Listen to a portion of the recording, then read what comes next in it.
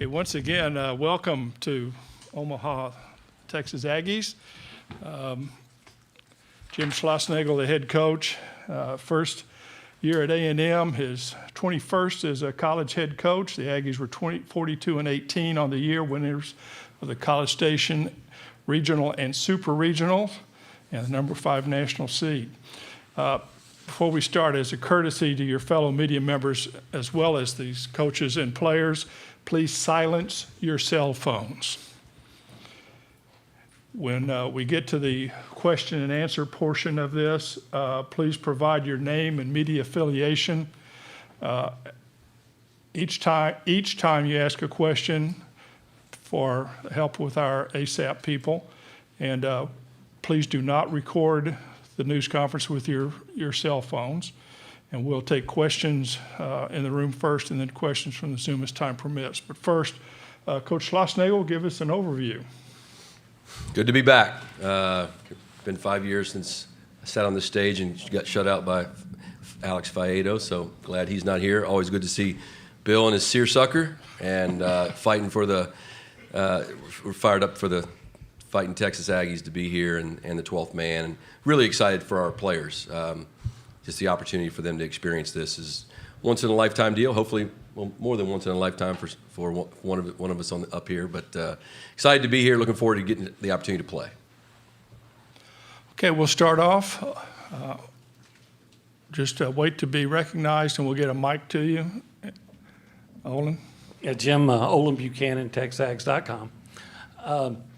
Someone who's been here and familiar with this park, do you have any kind of feel on how your guys are suited for this park? And then secondly, if just as a veteran here, the message you give to your guys who haven't been here before?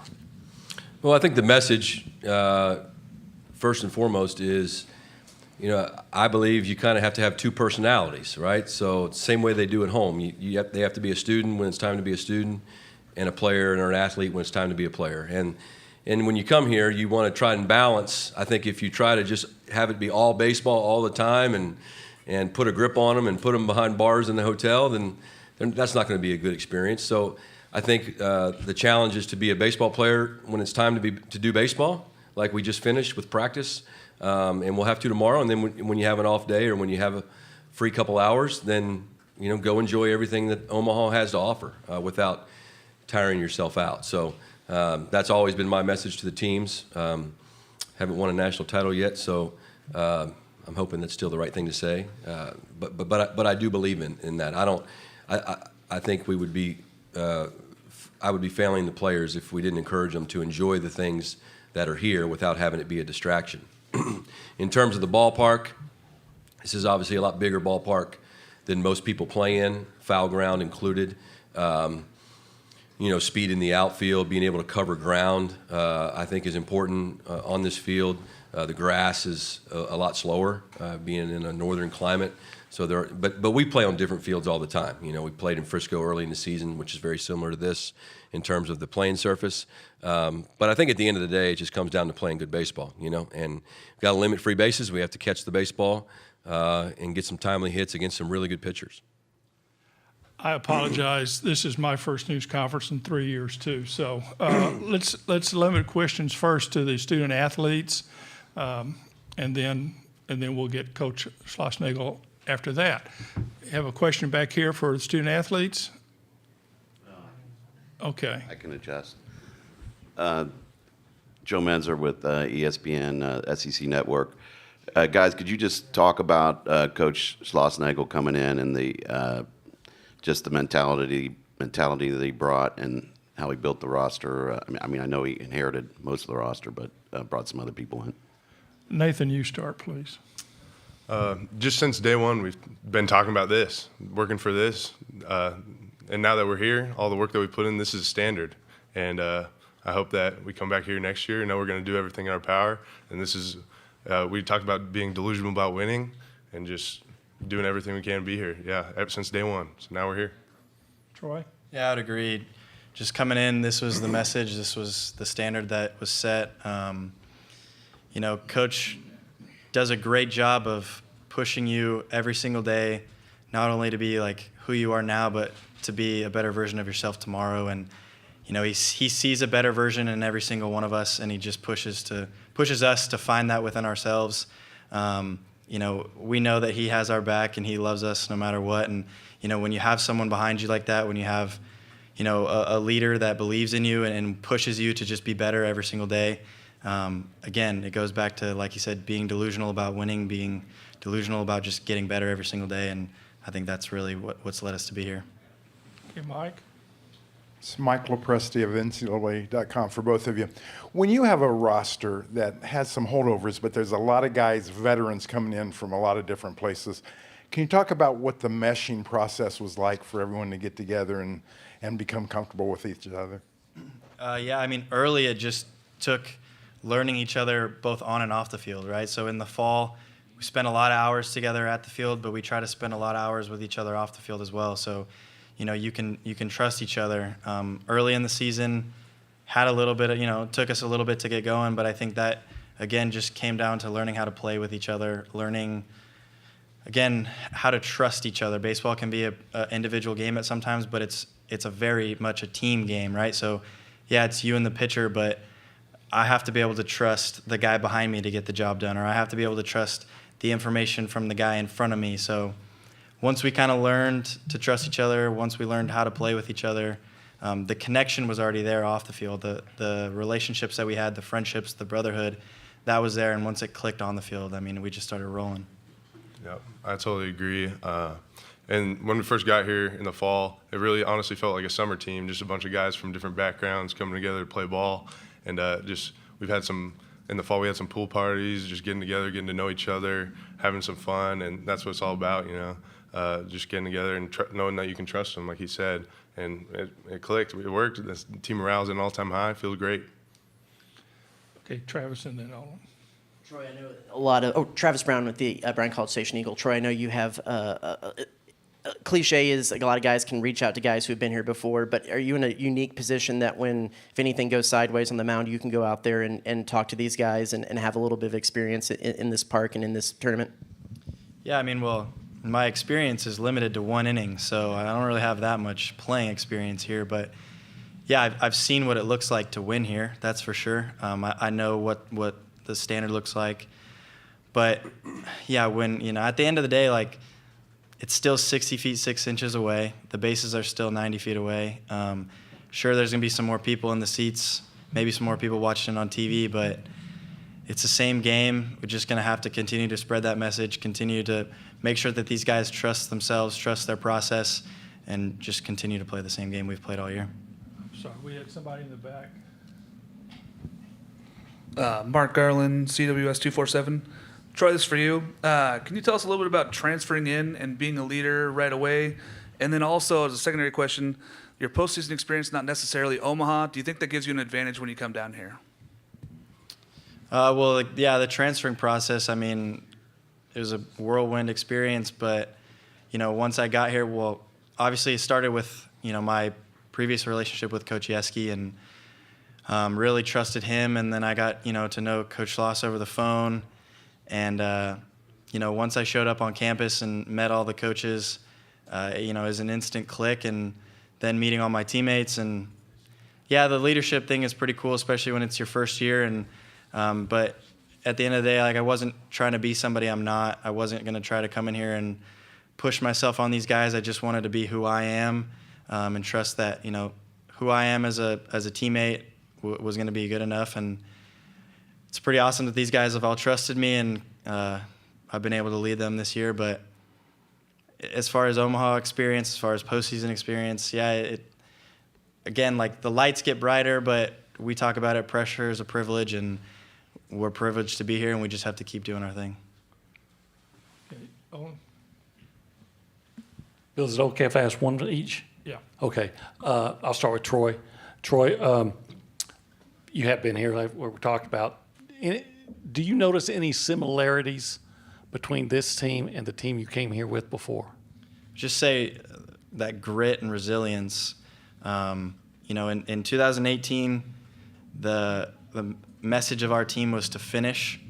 They got here in 2017 and felt like they came up short, and so we had that that grit to finish. Everything we broke on was the word finish, and that was our goal.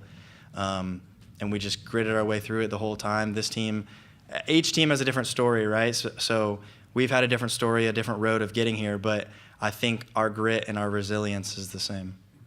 And Nathan, if you'll kind of shed a little more light on the blister issue and how it interrupted your season, where you are with that, with the blister as far, and where you are in your pitching.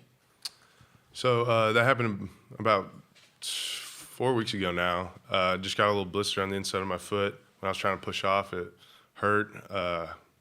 I'm not sure how it popped up. I think maybe the cleats had something to do with it, but I switched cleats.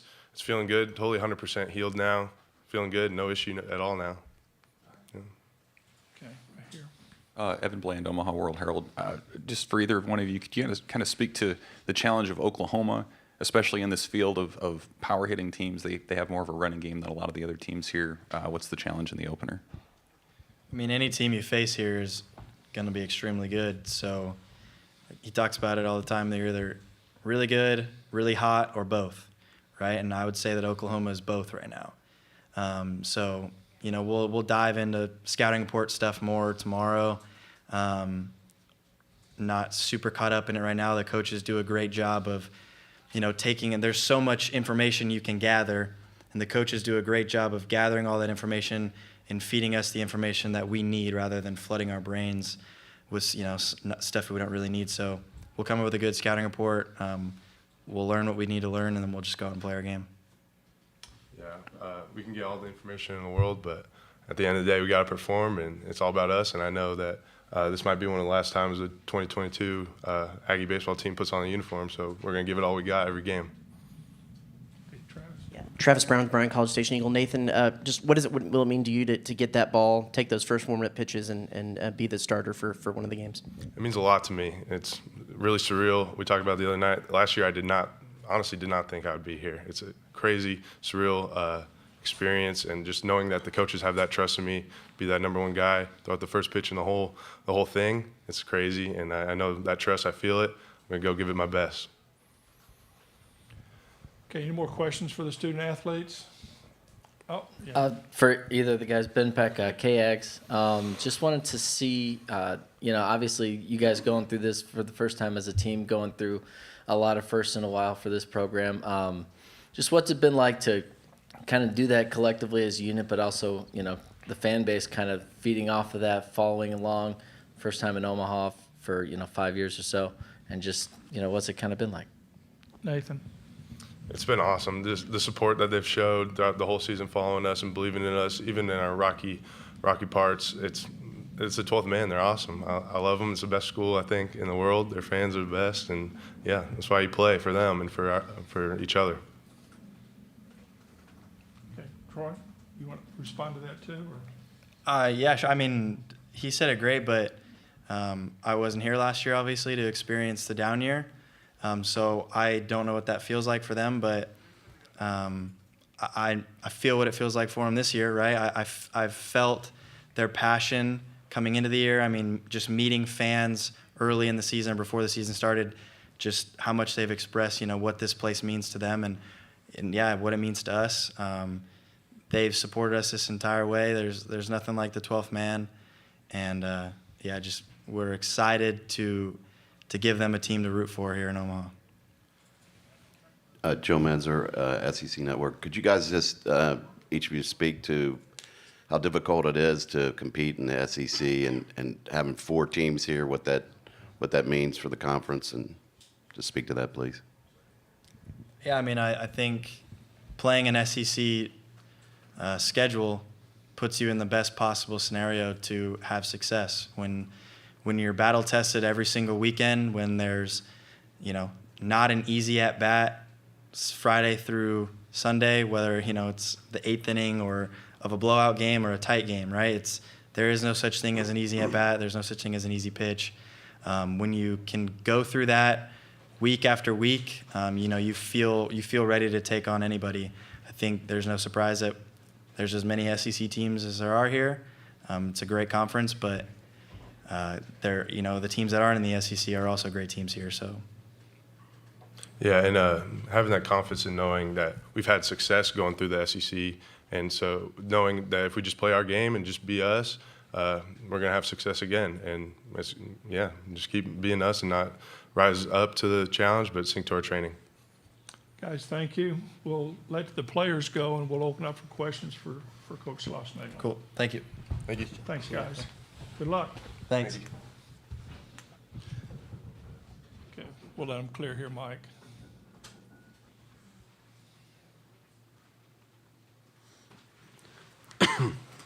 Thanks. Okay, Mike. Along that same line, Jim, how would you describe the grind of an SEC tournament or an SEC season to someone who's never gone through it? You know, when you're not in the league, two things happen. Like you watch from afar and you see the atmospheres and you see the level of competition, but you're also like, you know, the whole "it just means more" phrase. Like you're just like that's a little bit elitist, it's not that it means more, and no disrespect to the SEC or Commissioner Sankey, it doesn't mean more. It means more to more people. There's more people. The schools are bigger, right? College baseball means a lot to the people in Fort Worth, Texas, and TCU. There's just more people at Texas. 70,000 students, 510,000 former students, right? So it just means more to more people, in my opinion. But the league itself it literally is. It's such a gauntlet because of the level of play. Every single team.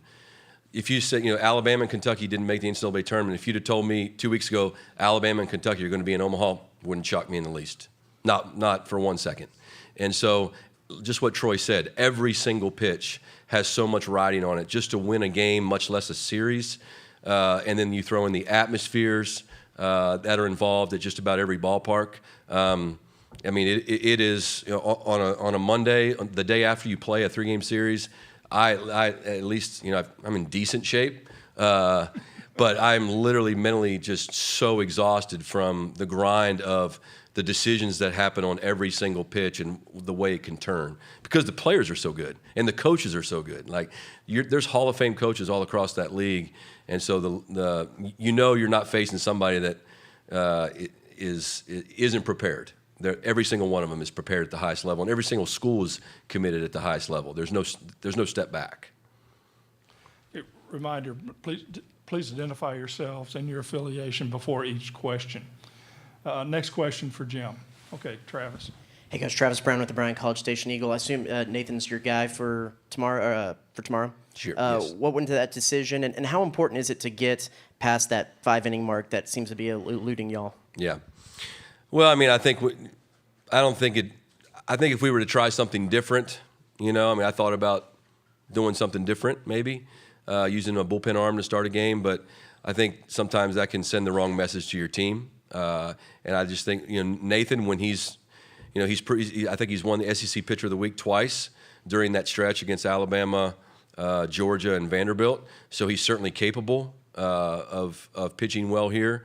So I mean, he's ready. He's rested, and so hopefully he can go out there and give us some length. Oklahoma's a real offense. Like that's a real baseball team. There are some teams that you face that's one thing about the SEC. There's not a comparable offense in the SEC, in my opinion. The SEC has a lot more bangers, a lot more homers. Parks are smaller, and Oklahoma's built to win this thing. I can tell you that because the run game, the bunt game, that's a real offense, and obviously we're facing a great pitcher and a great pitching staff. So we have a lot of challenge ahead of us. He's going to have to keep the leadoff hitter on base. He's going to have to manage the run game, and we're going to have to get outs when they bunt, because they do a lot of that. Okay, Jocelyn. Jocelyn Stamp, Sports Illustrated Kids. What made you select Troy for the 12th man? For number 12? Yeah.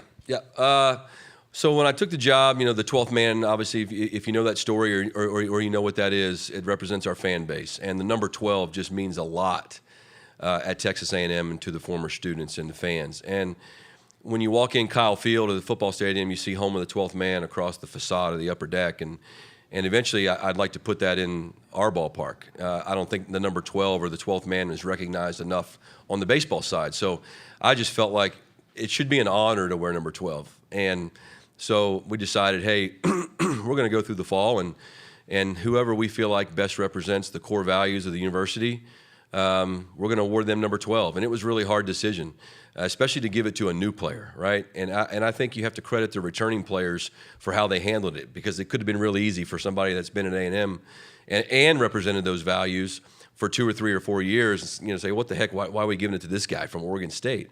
But Troy did such a great job of not having an ego, being humble, being conscientious, having quiet confidence, to where he earned the respect of his teammates and the coaching staff. And frankly, it was a really easy decision. And, we may not do it every year. We'll just see. But if we do it, it's going to be to someone real special that represents everything the 12th man's about. Okay, Mike. Mike Lopresti, NCAA.com. Jim, when you piece this many new pieces together and it works so well, and you end up here in a new uniform, how personally satisfying has this entire journey been for you? Yeah, very. And I don't think about it that much. I did think about it today, because it's real tough to leave TCU. I love that school. My kids go to school there. Sorry. But I needed something myself personally different, and professionally I felt like I believe there's a shelf life to everything. I would have been more than happy and honored to be the coach at TCU for the rest of my career. But I felt like I felt like it was a good time for TCU to have a new voice, and I felt like for me professionally, I really wanted the opportunity to compete in the SEC. I really wanted. I'm not sure I want to coach into my 70s. I'd like to do this maybe 10 or 12 more years if they'll let me, and then we'll reevaluate it then.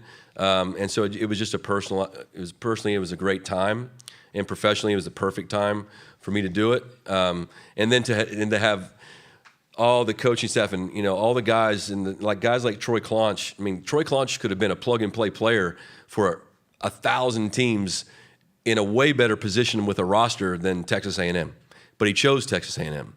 So when Palish or Clonch or Kaler or these transfers, or Nathan Detmer could have transferred, and so when those guys decided to stay, the way I handle things is I feel a personal obligation to make sure that they have a great experience. And it's very satisfying, not just for me personally, but to be able to look over here and see Troy, we didn't let him down, right? And so we'll see what happens while we're here. Ultimately, we want to win a national title, but you have the 12th man, you have an administration that's committed at the highest level, and my biggest fear in life is to let somebody down. And so we have these fans here. They're going to get to experience the College World Series, and hopefully we can stay here for a while. Okay, in the back. Mitchell Kutcher, CWS 247. Coach, what allowed you to come in here and have this level of success in your first year? I think just what we talked about. Number one, the players. We have good players. I mean, they might be orphans. They might be everybody from somewhere else, kind of. But they're good players. Troy Clonch is a real player. He'd be in professional baseball if it was more than a 20-round draft. And you see that a lot. That's why college baseball, I think right now, we're in the golden age of college baseball.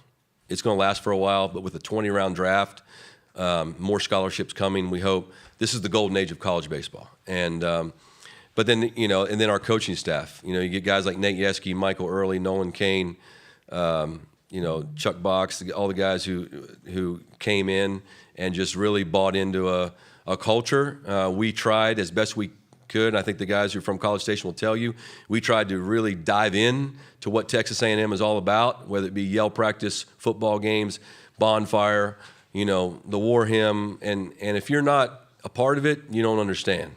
But once you're in it, you're like, wow, this is really cool, man. To be a part of something that's so much bigger than yourself.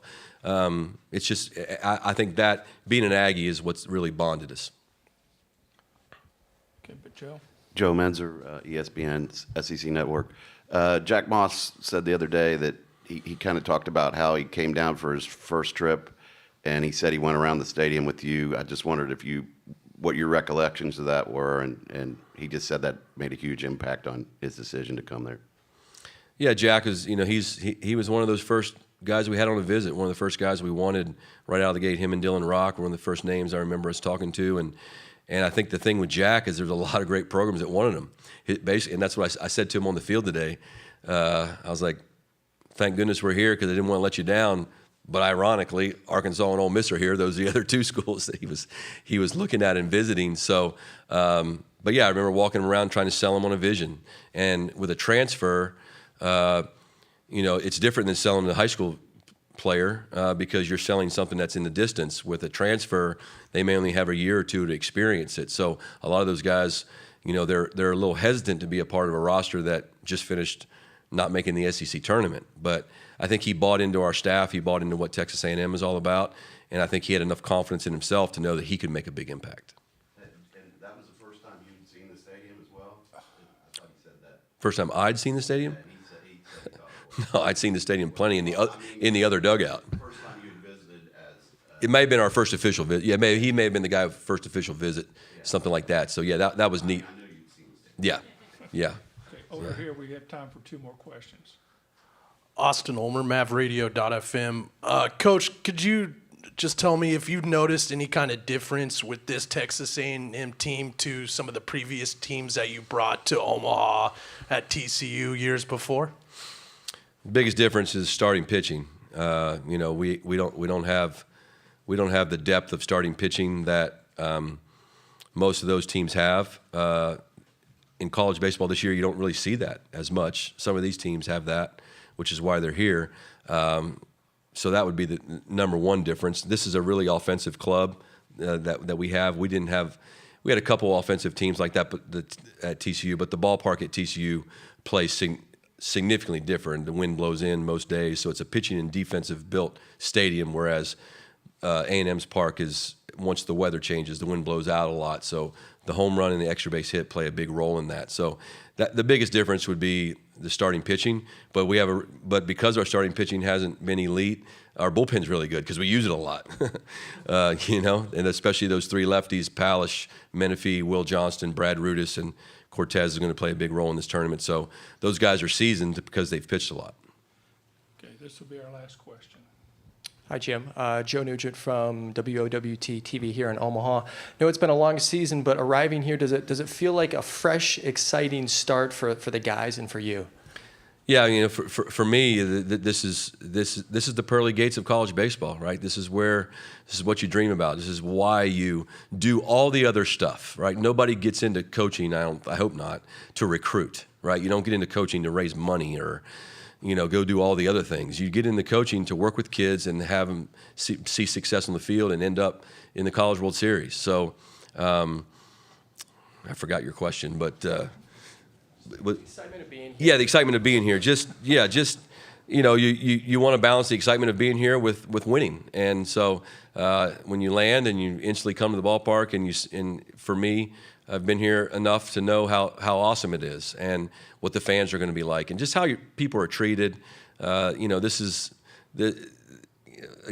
Omaha's. It's everything you think about. Every time you lift a weight, every time you make a recruiting phone call, this is what you're thinking about. And so to have that hard work resolve itself in being here it's very gratifying. I sure would like to win the last game though, and that's something that is that ultimately we want to be able to do. Jim, thank you. Yep. If you have any other requests for A&M, Thomas Dick is their media contact. And I guess that's the biggest adjustment you had to make from Brandy to Thomas. Yeah, they're both great. And not wearing a hat up here. What's up with that? Yeah, for Detmer's flow, it looks awesome.